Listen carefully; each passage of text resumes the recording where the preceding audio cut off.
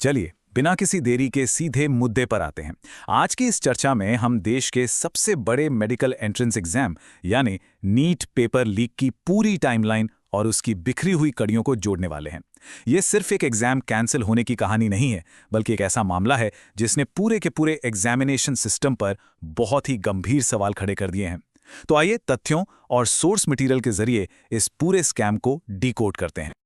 अब जरा इस एक नंबर पर गौर कीजिए, 135। इस एग्जाम में टोटल 180 सवाल आए थे और हैरानी की बात यह है कि उनमें से पूरे 135 सवाल एक लीक हुए डॉक्यूमेंट से बिल्कुल हूबहू मैच कर रहे थे। 180 में से 135 सवाल। जाहिर है ये कोई छोटा मोटा इत्तेफाक या गैस वर्क तो बिल्कुल नहीं था। ये एक बहुत बड़े स्तर पर हुई धांधली का एकदम सीधा सबूत है। अब सवाल ये है कि ये सब सामने कैसे आया। चलिए चलते हैं हमारी पहली कड़ी की तरफ, जो है एक व्हाट्सएप मैसेज। इस पूरी कहानी और इन्वेस्टिगेशन की शुरुआत 2 मई को भेजे गए एक बहुत ही साधारण से व्हाट्सएप मैसेज से होती है। केरल में मेडिकल की पढ़ाई कर रहे एक स्टूडेंट ने अपने पिता को एक मैसेज भेजा, जो राजस्थान के सीकर में एक पीजी हॉस्टल चलाते थे। मैसेज में एक फाइल अटैच थी और कहा गया था कि इसे हॉस्टल की लड़कियों तक पहुंचा दें, क्योंकि यही वो सवाल हैं जो अगले दिन एग्जाम में आने वाले हैं। जब एग्जाम के बाद उस सर्कुलेटेड पेपर को पास के ही एक कोचिंग टीचर से वेरीफाई करवाया गया, तो नतीजे सच में अविश्वसनीय थे। बायोलॉजी के पूरे 90 में से 90 सवाल और केमिस्ट्री के 45 के 45 सवाल मैच कर गए, और वो भी एक अनब्रोकन सीक्वेंस में। मतलब एक कॉमा या फुल स्टॉप तक इधर उधर नहीं था। बस यहीं से एहसास हुआ कि ये कोई गेस पेपर नहीं, बल्कि असली पेपर लीक है। और ये बात इतनी बड़ी इसलिए है क्योंकि ये कोई आम एग्जाम नहीं था। इस नंबर को देखिए, 22 लाख। ये उन स्टूडेंट्स की संख्या है जिनका पूरा भविष्य इस एक नेशनल मेडिकल एंट्रेंस एग्जाम पर टिका हुआ था। 22 लाख युवा जिन्होंने डॉक्टर बनने का सपना देखा और इस एक टेस्ट के लिए अपनी रातों की नींद और दिन का चैन सब कुर्बान कर दिया था। तो ये लीक हुआ पेपर आखिर स्टूडेंट्स तक पहुंचा कैसे? आइए इस लीक के पूरे सफर को ट्रैक करते हैं। ये समझना बहुत जरूरी है कि ये किसी एक इंसान का काम नहीं था, बल्कि एक पूरी सप्लाई चेन थी। देखिए कैसे ये पेपर अलग अलग राज्यों की सीमाएं पार करता है। शुरुआत होती है महाराष्ट्र के नासिक की एक प्रिंटिंग प्रेस से, जहां से 5 लाख रुपए में इसकी फिजिकल कॉपी निकाली गई। फिर ये पहुंचता है गुड़गांव के एक डॉक्टर के पास, जहां इसे एक गेस पेपर का नाम दिया जाता है। वहां से 30 लाख रुपए की मोटी रकम में ये राजस्थान के बीवाल ब्रदर्स तक जाता है। फिर सीकर के एक एजेंट को 5 लाख में मिलता है और अंत में केरल के उस स्टूडेंट तक जिसे ये 50,000 रुपए में बेचा गया। हर एक कदम पर इसकी कीमत बस बढ़ती ही गई। सोर्स के मुताबिक ये कोई नौसिखियों का काम बिल्कुल नहीं था। ये एक बेहद प्री प्लान्ड और सोफिस्टिकेटेड ऑपरेशन था। अपराधियों ने मॉनिटरिंग सिस्टम से बचने के लिए एकदम हाईटेक तरीकों का इस्तेमाल किया। कोई डिजिटल फुटप्रिंट ना छूटे, इसके लिए मोबाइल फोन के कैमरे तक का इस्तेमाल नहीं किया गया। इसके बजाय उन्होंने हाई डेफिनेशन पोर्टेबल स्कैनर्स का उपयोग किया। और सबसे हैरान करने वाली बात तो यह है कि डेटा ट्रांसफर को छुपाने के लिए नासिक के आउटस्कर्ट्स में बाकायदा एक शैडो सर्वर तक सेटअप किया गया था। इस पूरी टाइमलाइन को देखने पर चीजें और भी साफ हो जाती हैं। ये कॉम्प्रोमाइज्ड पेपर असली टेस्ट की तारीख से काफी पहले से ही मार्केट में घूम रहा था। सोर्स बताता है कि प्लानर्स को कथित तौर पर 1 महीना पहले से ही पेपर लीक की जानकारी थी। 26 अप्रैल को गुड़गांव में डील हुई। 29 अप्रैल तक एस्पिरेंट्स के बीच पेपर बंटना शुरू हो गया। 2 मई को वो व्हाट्सएप मैसेज भेजा गया और आखिरकार 12 मई को एनटीए ने ऑफिशियली एग्जाम कैंसिल कर दिया। चलिए अब बात करते हैं उन लोगों की जो इस पूरे स्कैम के केंद्र में हैं और उनके कथित राजनीतिक कनेक्शंस की।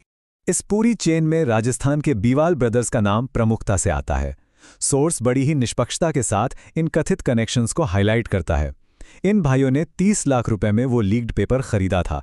रिपोर्ट के मुताबिक इनमें से एक दिनेश बीवाल कथित तौर पर बीजेपी की यूथ विंग का सदस्य है। सोर्स बताता है कि सोशल मीडिया पर कुछ ऐसी तस्वीरें भी हैं जिनमें वो राजस्थान के एजुकेशन मिनिस्टर के साथ दिख रहे हैं। और एक और बड़ा संयोग जिस पर सोर्स ने ध्यान खींचा है वो ये कि इनके परिवार के 4 सदस्यों ने पिछले ही साल नीट एग्जाम क्लियर किया था। ये सारी बातें इस नेटवर्क की गहराई पर बहुत ही गंभीर सवाल उठाती हैं। अब जब स्टेट स्पेशल ऑपरेशंस ग्रुप ने उस व्हाट्सएप मैसेज की जांच की, तो उस पर एक बहुत ही साधारण सा लेबल लगा था, फॉरवर्डेड मेनी टाइम्स। हम सब जानते हैं कि इसका क्या मतलब होता है। इस एक छोटे से टैग ने यह साफ कर दिया कि यह कोई 1-2 लोगों तक सीमित घटना नहीं थी। इस पेपर का डिस्ट्रीब्यूशन बहुत बड़े और अनियंत्रित स्तर पर हो चुका था। इतने सारे सबूत सामने आने के बाद चलिए देखते हैं कि इस पर एनटीए यानी नेशनल टेस्टिंग एजेंसी का क्या रुख रहा। यहाँ एक बहुत बड़ा विरोधाभास देखने को मिलता है। एक तरफ एनटीए का आधिकारिक दावा है कि कोई पूरा पेपर लीक नहीं हुआ, बस एक पीडीएफ सर्कुलेट हो रहा था जिसमें से कुछ सवाल मैच कर गए। लेकिन दूसरी तरफ ठोस सच्चाई ये है कि 180 में से पूरे 135 सवाल बिल्कुल वही थे। डेटा और दावों के बीच का ये अंतर वाकई हैरान करने वाला है। सोर्स के मुताबिक यहाँ एक अजीब सा ब्लेम गेम चल रहा है। नासिक के डीसीपी कहते हैं कि प्रिंटिंग प्रेस से लीक होने की बात बेबुनियाद है। वहीं राजस्थान के इन्वेस्टिगेटर्स का साफ दावा है कि नासिक ही इस लीक का एपिसेंटर था। एनटीए के डायरेक्टर जनरल पूरी तरह से लीक होने की बात से इनकार कर रहे हैं। और जब एजुकेशन मिनिस्टर से इस बारे में सवाल किया गया तो कोई स्पष्ट जवाब नहीं मिला। इन सब के बीच अगर कोई पिस रहा है तो वो हैं लाखों स्टूडेंट्स। लेकिन इस ब्लेम गेम से अलग ये देखना बहुत जरूरी है कि इस पूरे स्कैम की असली कीमत आखिर कौन चुका रहा है। असली कीमत चुका रहे हैं वो लाखों कैंडिडेट्स। परिवारों की जीवन भर की कमाई कोचिंग की फीस में लग गई। महीनों तक नींद और चैन का त्याग किया गया। जो मानसिक और भावनात्मक बोझ स्टूडेंट्स झेल रहे हैं उसकी कल्पना करना भी मुश्किल है। और सबसे बड़ी बात, एग्जामिनेशन सिस्टम से भरोसा पूरी तरह टूट चुका है। सब कुछ दांव पर लगा देने के बाद ये देखना कि पैसे के दम पर सिस्टम को ही बाईपास कर दिया गया, ये अपने आप में एक बहुत बड़ी विफलता है। और सोर्स इस बात पर भी जोर देता है कि ये कोई इकलौती घटना नहीं है, बल्कि एक सिस्टमिक इशू है। 2024 के एग्जाम्स में भी इसी तरह के लीक सामने आए थे।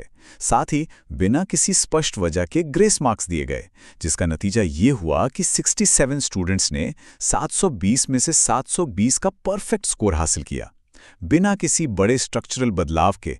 ऐसा लगता है जैसे इतिहास खुद को बार बार दोहरा रहा है। ऐसी स्थिति में ये बहुत जरूरी हो जाता है कि हम दूसरे करियर विकल्पों पर भी नजर डालें। इन हाई स्टेक्स एग्जाम्स की अनिश्चितता को देखते हुए सोर्स अपनी चर्चा का रुख एक बैकअप प्लान होने के महत्व की ओर मोड़ता है। सिर्फ मेडिसिन या इंजीनियरिंग को ही करियर का इकलौता रास्ता मानने के बजाय आज के समय में अनगिनत और भी बेहतरीन विकल्प मौजूद हैं। Data science, UI design, sustainability जैसे क्षेत्रों में अपार संभावनाएं हैं। ये वो करियर हैं जहां ग्रोथ भी है और काम भी दिलचस्प है। इस चर्चा में एक 100 करियर पीडीएफ गाइड का भी जिक्र किया गया है, जिसे इसी मकसद से बनाया गया है ताकि स्टूडेंट से कॉम्प्रोमाइज टेस्ट से परे जाकर अपने असली पैशन को पहचान सके। और इसमें एक बहुत ही गहरी बात कही गई है, कामयाब होने के लिए नहीं, काबिल होने के लिए पढ़ना चाहिए। एक्सीलेंस का पीछा करने पर सफलता खुद ब खुद पीछे आती है। तो अंत में ये पूरी चर्चा हमें एक बहुत ही गंभीर सवाल पर लाकर खड़ी कर देती है। जब तक सिस्टम में जवाबदेही और ट्रांसपेरेंसी तय नहीं होती, क्या भविष्य में कोई भी एग्जाम पूरी तरह से सुरक्षित माना जा सकेगा? नेशनल टेस्टिंग के भविष्य और सच्चे रिफॉर्म्स की जरूरत पर यह एक ऐसा सवाल है जो हमें बहुत कुछ सोचने पर मजबूर कर देता है।